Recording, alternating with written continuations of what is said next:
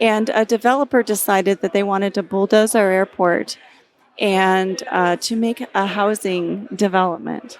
And so when we heard that, we mobilized pilots, AOPA, the 99s, every type club we could think of to really generate support for this little airport. And what we decided was that in order to be a good neighbor in our community, we had to show our community the value of our GA airport. Let's see if the video's coming up here. All right, super. I think we are ready to roll. 3, 2, 1. Hello and welcome to Aviation News Talk. Thank you for joining us for our first live show. Here we are on the grounds of AirVenture. I'm your host, Max Trescott. I'm the 2008 National Flight Instructor of the Year. And these days I spend about 5-6 days a week teaching in the Cirrus in the San Francisco Bay Area.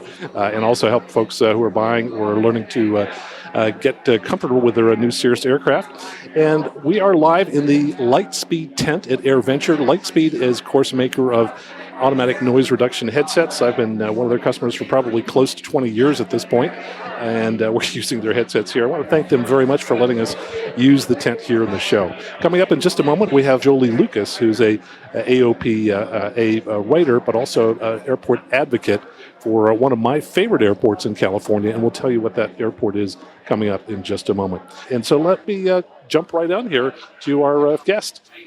Hello, hello. Hello. Hi. Well, this is fun because you and I have exchanged email and FaceTime in the past, but we've never met before. That's right. And you were so helpful when I was thinking about getting my IFR and asking you about courses of study, and you were so generous with your time and advice. I really appreciate that. That's great. Well, you're very welcome. Well, let's go ahead and restart here. And welcome back. We've got Jolie Lucas here in the chair, and let me tell you first a little bit about Jolie. She has a Master's of Social Work from Cal State University in Sacramento. She's also a licensed clinical social worker in both Oregon and California.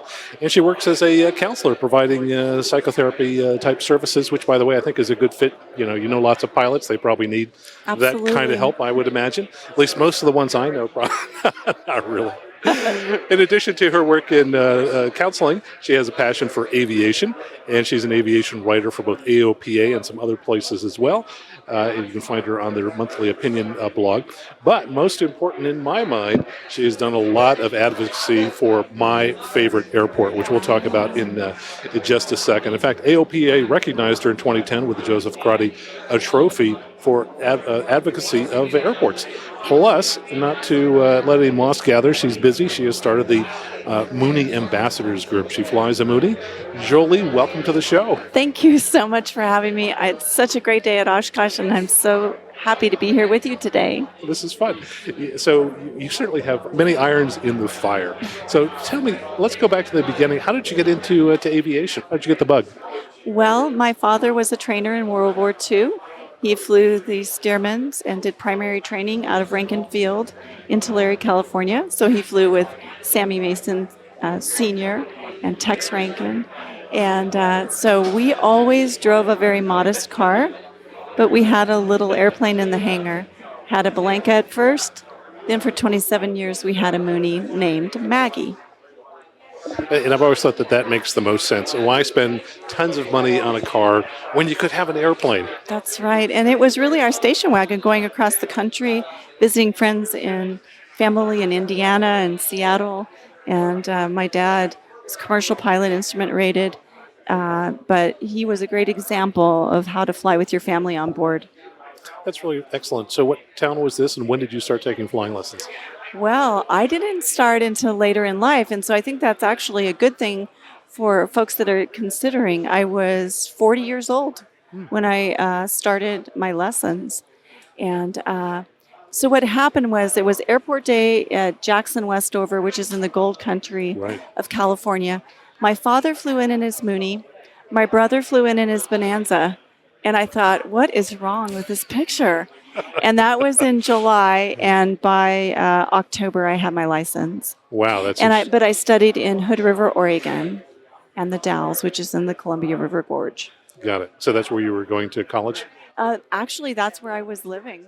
for many, many years. I was see. 18 years up in the Columbia River Gorge. Got it. So you're telling me you had to drive from Oregon all the way down to meet the rest of the family. And I probably flew commercial into Sacramento, knowing me. well, that drive would have taken all day. That would have been a 12 or 13-hour drive. Yeah, one very, very long drive. Well, let's talk about my favorite airport. Okay, so my favorite airport tell people too. what that is. Well, we have the little jewel called Oceano Airport. It's Lima 52. It's one of the closest public use airports to the ocean. You can hear the waves from the airport. And in 2009, the airport had become a little bit forgotten by the San Luis Obispo airport system. You know, they've got the big airport in San Luis Obispo.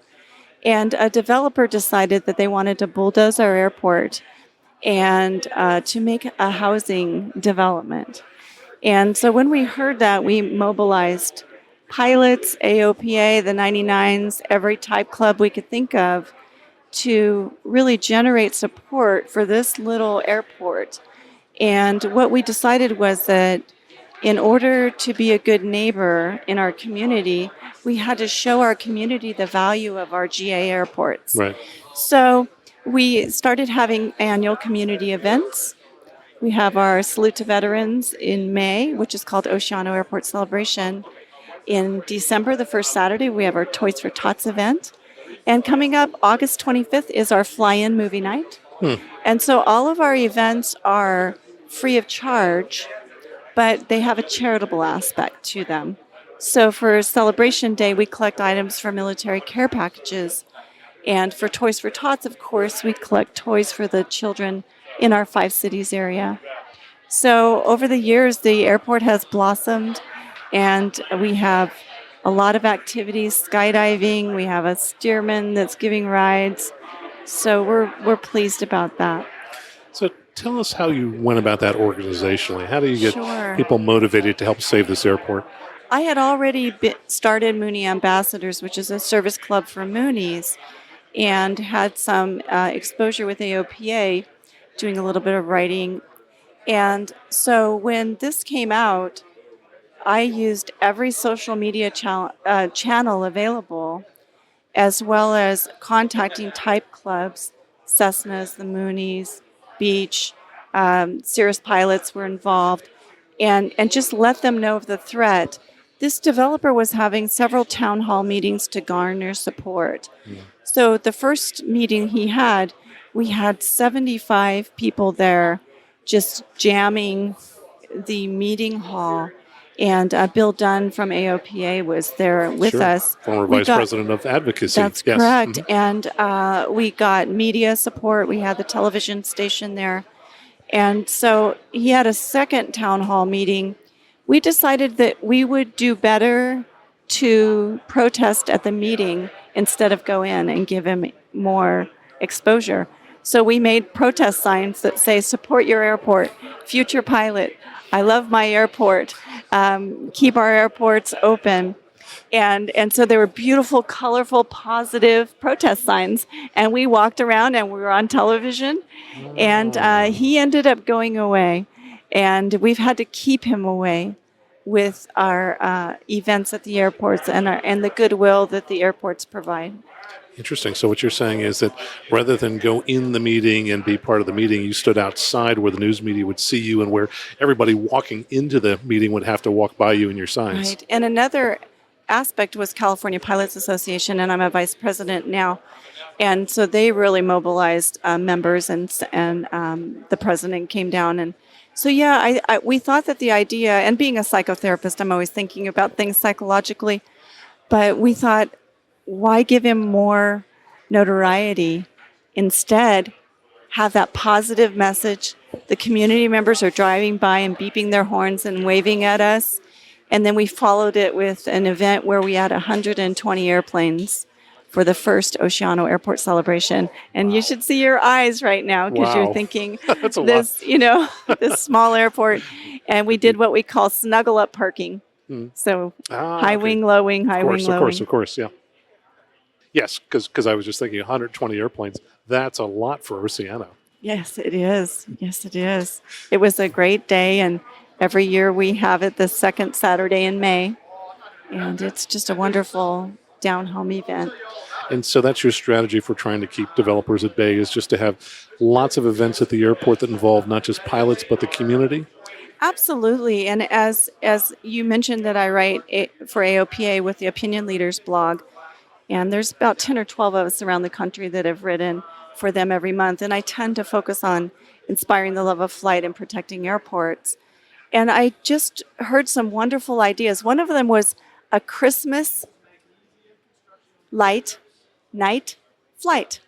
So people donated $20 to the Humane Society and this airport, and I'm spacing out on which one it was.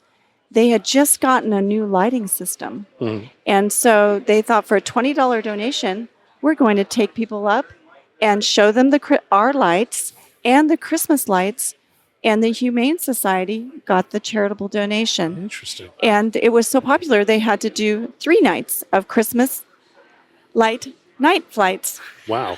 Try to say that, Max. Yeah. So this is in a sense like EAA providing free rides for kids. This is local pilots at this airport building support in the community by taking members of the community, adults and kids, to go up and see what the world looks like. Right, and I've heard of flights for canned food to help the food banks. I've also heard of flights for donations to domestic violence workshop, safe houses and shelters. And so if you think about it, we have a great space at our airports. Right. And so why not have our airports be a hub so they can see the value of general aviation? So I started this by saying that Oceano Airport is my favorite airport, bar none, which is absolutely the case. I love every opportunity I get to fly there, and occasionally I'll have a pilot. Last time was some people in from Germany. Where should we go that's fun? Perfect. Take me to Oceano. That's right. And so you've got a rather unique system that I wish every airport would duplicate for getting transportation to the downtown. Tell me about that, because I love that. It is one of the best ideas in aviation. Yes, and it was one that was a little bit of a challenge as well. But you're talking about Fly and Ride, which is our bicycle loan. Yes, and that's so it. Empirical Systems Aerospace is based on the field, and they generously provided some support in terms of buying us a big Rubbermaid shed. And so we have 4 or 5 bikes. We have a donation bucket and a little waiver that you sign. And you can take the bikes and go to your hotel, go to lunch, go to the beach, and enjoy our community. And it's been fabulously popular. I've learned how to change tires. I'm learning how to change a chain. And we went from bicycles with speeds to cruisers with foot brakes and no gears. Mm-hmm. So we've learned a little bit over the past 10 years. I just absolutely love that system. With the donation box now, you're the person that pulls the money out of the box? I am, to buy tires and inner tubes. Good. Did you get the note that I wrote on a $1 bill one time? Yes, I did. I remember that. And I've actually gotten other notes. Okay. And it's just lovely to get these little messages from our pilots. I don't think I had any paper. Maybe I used paper, but I may have just written on the bill. I don't remember how much I put in there, but I thought it would probably get to you. Yes, you did, because it's me that knows the combination. And that's good. And that's an interesting point. How do people find the combination to the bike when they fly in? Well, it's the Unicom frequency. So in Oceano, it's 122. Yep, and it's also posted, I guess. The bathroom and places like that. Yes, we've got some signage to direct you to the bikes, and then we have some instructions on the shed. And we decided to lock it just so that children wouldn't get the bikes out and be on an active taxiway with the bikes. Yep, it's a good point. And tell folks how long it takes to pedal from there to beautiful downtown Oceano. Oh my goodness, it depends on which way you go, but probably about 10 minutes. You can get to the Monarch Grove, which is a beautiful migration area for the monarch butterflies. And there's a great little beach there. You can go on into Pismo. That would take you about 5 or 10 minutes more. You can go the other way and go to Chacho's and have the best Mexican food in Oceano. handmade flour tortillas, just saying. So it's great. You can take them wherever you'd like to go. We ask that people rinse them off if they take them on the beach so that we can get that sand off. But it's a wonderful, wonderful opportunity for people to see our airport. So my favorite stop when I go in there is to, and I was thinking it was less than 10 minutes because I probably am so anxious to pedal down there as fast as I can. My favorite little haunt is the Beach Burger. There you go. Beach Burger is awesome and fairly addictive and very, very close to the beach as well. So that would be less than 5 minutes. Okay, so my memory on that is good. Yes. So there's something else that's pretty special about that section of beach there. It's probably the only section of California where you can do what out on the beach there? Well, you can drive vehicles out on the beach, and I live close enough so that I can see the beacon from Oceano. And so I hear sirens because folks take their Mazdas or their Honda Accord out on the beach and get stuck. But it is an area where there's a great deal of ATVs that are going on out there. And if you would like to take your car on the beach, you absolutely can. I think it's a lot more fun to fly over it and to see all the people there. And as I said, Skydive Pismo Beach is going, and they land just adjacent to our airport. So it's a beautiful, beautiful area. We call it a slice of paradise. No, you're absolutely right. So years ago, when my daughter, the one I just mentioned earlier, who graduated from Cal, I took her and her best friend and best friend's father. 4 of us flew down to Oceano, and we rented ATVs, and we were out on the beach for a couple hours just going up and down sand dunes. And I think that stretch of beach, so it's not just flat beach. I mean, it's massive sand dunes. Yeah, the Oceano dunes, part of the dunes are available for ATVs, and part of them are part of a national scenic area, and they're protected for the habitat. But Oceano Dunes is world famous. And so you're right, Pismo Beach is pretty flat. You can walk from Oceano Airport down to the Pismo Pier on the beach, and it's totally flat. But the dunes are available, and they are so beautiful. If you come in left downwind, you'll get to see the dunes, and you'll be making your left base right near the dunes. So it's just beautiful. And you know about our AWAS 3 that we have? Tell me about it. Yes. So no longer. By the way, why would you need to know about the weather at Oceano I don't Airport? know. Well, people might not know. Go ahead. Explain the unique weather you have there. Well, if it's really hot in the Central Valley, then we tend to get some morning fog and clouds. And so what was happening was my cell phone was ringing a lot. Hey, Jolie, what's the weather at Oceano? So I was a personal AWAS. So our county and state of California, we combined funds, and we have the AWAS 3. And what's lovely about that is not only ceiling information, visibility, but we get the dew point temp spread, and we also know what our winds are doing at Oceano, which typically favor 2.9. And a Dash 3, as I recall, can also tell if there's precipitation. That's correct. One of the differences from the Dash 2. Yes. And the county was very forward-thinking in spending, I think it was $35,000 more for the 3. And so it's 118375, and we're so happy it's there. We think it's going to help to increase our tourism as well, because we might have folks that are launching for movie night from Los Angeles. We have the Sons of Beaches are coming from Flaybob, and Plus One Flyers from San Diego are bringing 20 airplanes. Plus One's a huge club. Yes, so they're bringing 20 or 22 airplanes on August 25th for movie night. Wow. Free of charge. We'll have the popcorn going, the s'mores, fire pits going. Get our community there. So Plus One, as I recall, is the largest flying club in California, based in San Diego. I know that because they have eclipsed the club I teach at, which has about 900 members, over 50 airplanes. They're bigger than that. So we've got some amazingly large clubs in California. Yes, and since we have a campground at Oceano, it's great because it's $15 a night to camp. Mm-hmm. And so we have the movie, we have a large movie screen up on a hangar and a professional sound system. And people can camp right there and enjoy the movie and walk to the beach. So I hope everybody listening is kind of sold on, yes, you need to go to Oceano. Is there a phone number, by the way, for the AWAS? Yes. All right, that's right. I'm not going to ask you what it is, but most of them have that, so that's good. People can find out before they fly. And it's published now, so ForeFlight would tell you. Sure. And when the marine layer is in, it's typically how high?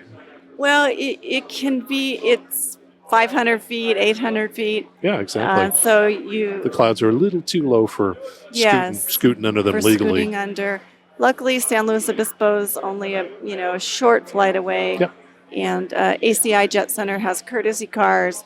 So, and they also provide Oceano Fuel, which is our fuel provider. And they've been great supporters of the airport.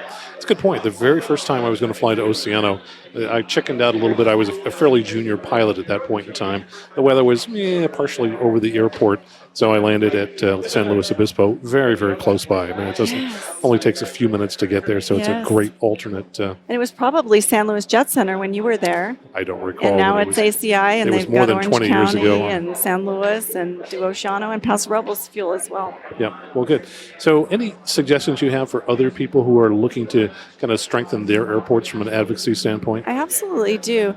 As the Vice President of Cal Pilots, I think that we really have to take a three-tiered approach. So we need to be part of our national associations, EAA, NBAA, AOPA. Right. But we also need to be part of our state associations. So whether it's the Oregon Pilots Association or California Pilots Association, et cetera, join your state association. And then the third tier is local. Go to your airport. What does it look like? What does it look like for a visitor? What would a visitor think about your parking lot, about your signage? We redid all of that when we founded the Friends of Oceano Airport. So we wanted to make sure when people were coming to our airport that they had a lovely sense of what it was and how welcoming it could be. Right. So it's the three tiers for me, Yeah. national, state, and local. Yeah, and it's just so important because I know airports tend to disappear all over the country. Absolutely. And they're definitely under threat. So it's really incumbent upon all of us to do what we can to support our local airport. I think so, and complacency is really our enemy. So we have to not rest on our laurels. We need to make sure that we're well represented on the state level, on the national level, but with our community airport boards and county airport commissions, we need to have our voice there. And you write about this from time to time on the blog, right? Yes, I do. So if people are looking for the Opinion Leaders blog, where do they find you? Well, you can type into Google, you can type in AOPA Opinion Leaders, and it'll take you. If you put Jolie Lucas in there, then it's going to take you to my blog space. And I was one of the first ones, when they launched the Opinion Leaders. And so, oh my gosh, is that Doc up there? Sorry. Oh, yeah, there we I'm go. like, squirrel. Yeah, we got a large 4-engine World War II plane going overhead. Yes, so. and he landed right after the Mooney Caravan brought 61 airplanes in. That's so fun thing about an air show. I know. I'm sorry. Flying by. No, little distracted here. No, it's great. I mean, it's fun to take a look at that. Well, it turns out when you started on the Opinion Leaders blog, that's when we first met because I was also that's right. writing at that time. I remember that. And after a year or two, I got kind of tied up. But yes. kudos to you for continuing to do that every month. I just feel like it's a great venue. And when I wrote about getting my IFR rating, it was called Gotta Get That Rating. And that was the most highly read blog that I've done, and it had over 4,000 or 5,000 hits. Wow. And people stayed on for 7 minutes reading it. So what that meant to me is education is super important, and that I was very candid about my struggles with my IFR rating and wrapping my brain around it. And I just received national, comments, 30 or 40 comments about it. And so educators like what you do and what I try to do with highlighting the psychological processes is so important. It's interesting you mention that because often I try to bring in the kind of the psychological side on the different aspects that I'm talking about. For example, we just talked a recent episode about the impossible turn and how, in a kind of a clutch type situation, people's focus kind of narrows down, their instincts kick in, and if you haven't really thought about what you're going to do when an engine fails, you might just rely on instincts and make a turn back to the airport, not thinking the entire process through. And I had that happen in 2003 in Hood River, where we lost our engine in the Mooney. We were just about 50 feet when we had a cylinder go down. And so I got to about 150 feet and I had to make a decision. And that decision was to land in the trees straight ahead versus trying to turn around. Good. And that was at 11 a.m. And at 7 p.m. we were barbecuing steaks. Let me guess. Had you thought through that decision ahead of time? Yes. And I had just attended an AOPA seminar called Takeoffs and Landings. Mm-hmm. And my instructor happened to be 3 airplanes behind me. And he would always say, Jolie, if anything happens with the engine, poof, you're a glider. That's what he would say. Poof, you're a glider. Yeah. So he was his voice was in my head as well.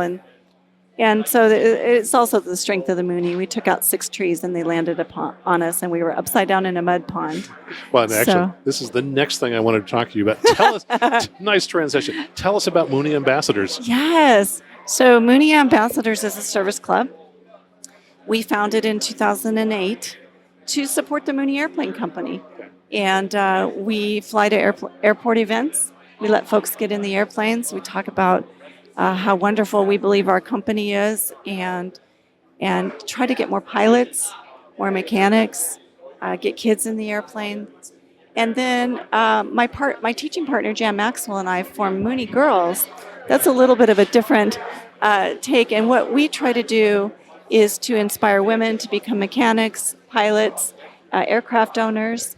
And we teach Right Seat Ready, which is our companion seminar. Okay. So that people that are not pilots on the right seat or in the back seat know what to do in case you ate a bad fish stick and you're throwing your guts up. Well, that sounds like fun. So tell us what you're doing here at AirVenture. Well, I'm in Hangar D, Aisle D, space 4004, and so Mooney Ambassadors and Mooney Girls are here. We have some of our cool Mooney Girls wear, and we are also advertising our Right Seat Ready, which is our copyrighted companion seminar. We were pleased to be able to tour with AOPA last year. So we taught at all the regionals. Exactly. All the regional fly-ins are, what, 4 of them, I think, around the country? Yes, and so that was a blast. And Jan Maxwell, my teaching partner, is half of Maxwell Aviation, which is the largest Mooney service center in the country. So she knows about Moonies. And we teach all airplane. It's not just Moonies, but what to do in case of emergency, communication, navigation, the psychological components. And as a psychotherapist for 27 years, I can see when people come in to the seminar and they might be very anxious. And by the end of the seminar, when we have them on a simulator and they have their checklist and they've been practicing, they have a level of confidence and engagement in flying. We think that if the whole airplane's educated, people will fly more. Yeah, that's a good point. I think not only having knowledge, but also practicing. You bet. Yeah. And we always suggest that our right-seaters get an instructor, put the instructor in the left, not your left seat spouse, girlfriend, boyfriend, husband, whatever. Right. And get that instruction in the right seat and practice. So you obviously, maybe it's not obvious, but let's bring this part out. You own a Mooney. How did you come to own a Mooney? Well, my dad had Maggie 1 for 27 years, and then as I mentioned, we ended up in the mud pond in Hood River, Oregon. So I bought Maggie 2 in November of 2003, and my dad, I said what I wanted for Christmas in 2003, I'm going to get emotional, was the N number from Maggie 1. So It was $10, and he transferred November 6619 uniform to me, and I had Maggie 2. So we were able to take a lot of the instruments from Maggie 1 and equipment and parts, and they are now in Maggie 2. That's fantastic. That's really good. So I'm often talking about Cirrus, and we have interviewed, the folks from the Bonanza American Society. We haven't talked much about Mooney on the podcast thus far. So here is your opportunity. Okay. Why is Mooney a great aircraft to fly?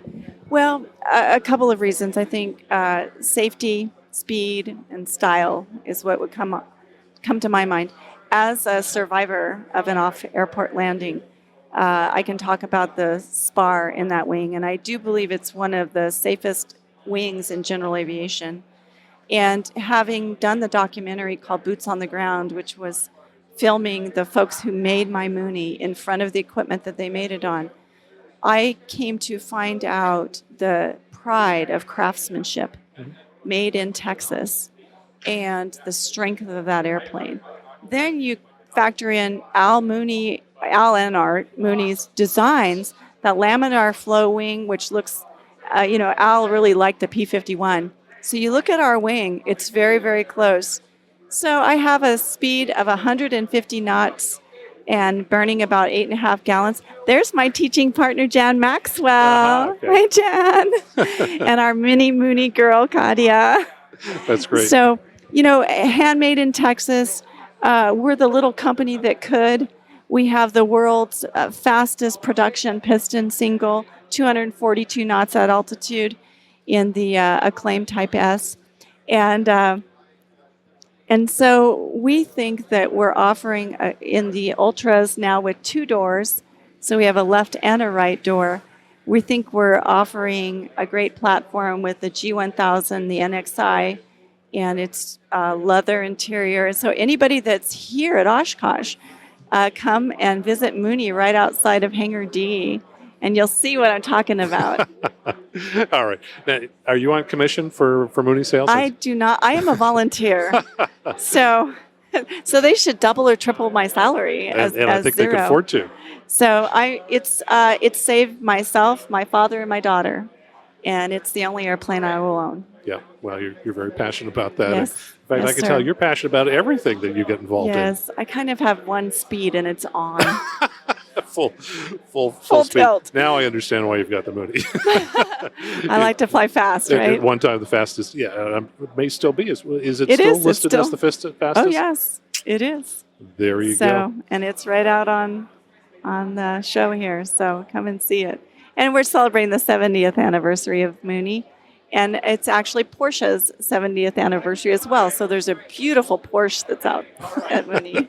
That's so I fun. can't afford either one of them. Now, did you fly out here? I did. I flew in my 1965 E model, which is Maggie 2.